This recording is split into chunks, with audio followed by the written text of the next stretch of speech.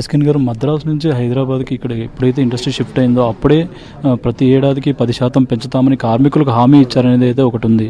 కానీ ఇప్పుడు కరోనా తర్వాత నుంచి పెంచలేదు, దానికే ఇప్పుడు 30% అడుగుతున్నామని వాళ్ళు అంటున్నారు. బిజినెస్ ఉండాలి కదండి. ఇప్పుడు ఎవరికాళ్ళు, నేను అదే అడుగుతున్నాను. Every one talking about rights, no one talking about responsibilities. So అందరూ కూడా మాకెంత ఇచ్చామంటారు, కానీ ఇచ్చేవాడికి ఏమొస్తుంది అనేది తెలిసినప్పుడే కదా. ఇచ్చేవాడు చచ్చిపోతున్నాడు, ఇచ్చేవాళ్ళు లేరు, ఆడికి బిజినెస్ లేదు, ఆడికి నాన్ థియేటర్లు అవ్వట్లా, ఆడి సినిమాకి థియేటర్లకు జనాలు రావట్లే, ఆడు చచ్చిపోతున్నాడు అంటే ఇప్పుడు ఎవరిస్తారు? ఇప్పుడు మనం మాట్లాడుకోవచ్చు, రాజ్యాంగాన్నే 20 సార్లు 30 సార్లు సవరించారు. అందుకని ఒక పాయింట్ని పట్టుకుని ఇస్తారు అనుకుంటుంటే ఇస్తారనుకుంటే పోను. ఓకే, మీకు యూనియన్ ఫండ్స్ ఉన్నాయి కదా, ఆ ఫండ్స్తో సినిమా తీద్దాం రండి. ఆ సినిమాతో ఫండ్స్ తీసినప్పుడు ప్రాఫిట్స్ అందరూ పంచుకోండి, దీనికి ఎవరన్నా ఓకే అవుతారా? ఎవ్వరూ మాట్లాడరు. మాకు అందరికి ఇచ్చేయండి అంటున్నారు. ఇచ్చేవాడికి ఎక్కడి నుంచి వస్తాయి అనేదే సమస్య. అంటే మీరు చాలా సినిమాలు కూడా చూస్తుంటారు, సినిమాల్లో హీరో కూడా కార్మికుల వైపే ఉంటాడు. ఇప్పుడు హీరోలు కూడా ఎవరు కార్మికుల వైపు లేరనే వాదన కూడా ఒకటి వినిపిస్తుంది. ఎవరు లేరండి, ఎందుకు లేరు?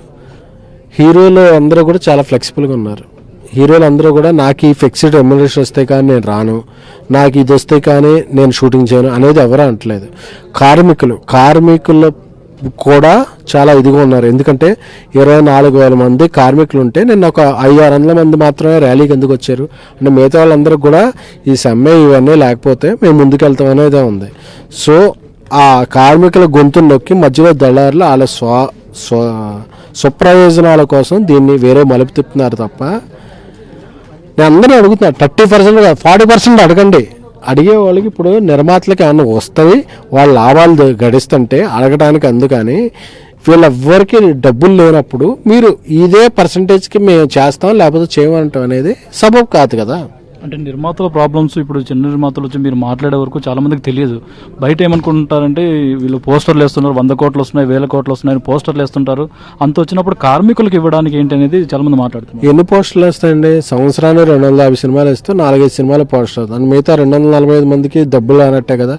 సో వీళ్ళకి 30% కన్నా తక్కువగా పనిచేస్తారా వీళ్ళు? లేదా 25% కన్నా తక్కువ పనిచేస్తారా? పనిచేయరు కదా. అందరికీ ఒక యూనిఫామ్ ఎలా ఇదవుతుంది? ఓకే, చిన్న నిర్మాతలకు వెసులుబాటు ఇస్తామని కూడా వాళ్ళైతే చెప్పారు ఫెడరేషన్ వాళ్ళు.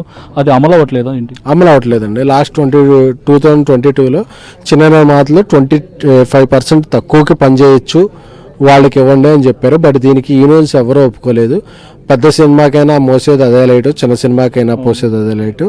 మేము ఎందుకు తగ్గించుకోవాలని ఎవరు తగ్గించుకోలేదండి. సో దీని మీద చిన్న నిర్మాతలు, మిడిల్ రేంజ్ నిర్మాతలు కుదిబండగా తయారయ్యి వాళ్ళు వేరే నష్టాల్లోకి వెళ్ళారే తప్ప దీనివల్ల ఎవరికి ఉపయోగం జరగలేదు. దళారులు ఉన్నారని అంటున్నారు. దళారులు ఉన్నారని తెలిసినప్పుడు వాళ్ళని వేరు వేసి ఇండస్ట్రీకి మంచి చేసే ఒక ప్రయత్నం చేయొచ్చు కదా ఎవరో ఒకరు. అది కార్మిక సంఘాలు, కార్మిక సోదరులు, శ్రామికులు వాళ్ళు ఇదే వాళ్ళని.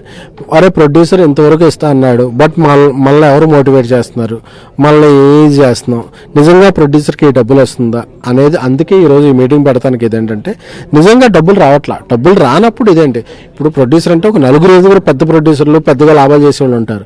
మిగతా 245 సినిమాల పొజిషన్ ఏంటి అనేది ఈరోజు అందరూ వాయిస్ వెళ్ళాలనే ఈరోజు ఈ ప్రెస్ మీట్ పెట్టాము. అంటే నేరుగా మీరు కార్మికులతో మాట్లాడే అవకాశం ఉంది, ఎందుకంటే దళారులు ఉంటే వాళ్ళు తప్పుదో పట్టించే ఛాన్స్ కూడా ఉంటుంది. నేరుగా మాట్లాడే అవకాశం ఉందా? మీ ప్రాబ్లమ్స్ తెలియజేసే అవకాశం ఉందా? అందుకే మీడియా ద్వారా ఈరోజు ప్రెస్ మీట్ పెట్టామండి. అందరం బాగుందాం, ఇప్పుడు ఇండస్ట్రీ పరిస్థితి, అందరం కలిసి పని చేసుకుందాం, అందరం బాగున్న రోజు అందరం బాగుంటాం అనేదే ఈ ప్రెస్ మీట్ సారాంశం. మెయిన్ ఇండస్ట్రీలో ఏ సమస్య రావడానికి కూడా నిర్మాతల్లో యూనిటీ లేకపోవడమే మెయిన్ ప్రధాన సమస్య అనేది ఒకటి వినిపిస్తుంది. దాని గురించి ఏం చెప్తారు? అవును, నిర్మాతలకి ఇప్పుడు ఎవరు మాట్లాడాలి, ఎప్పుడు మాట్లాడాలి, ఎలా మాట్లాడాలి, ఎందుకు మాట్లాడాలి అనేది ఒక గైడ్ లైన్స్ లేకపోవడం వల్ల నిర్మాతలు ఎవరు ముందుకు రావట్లేదండి.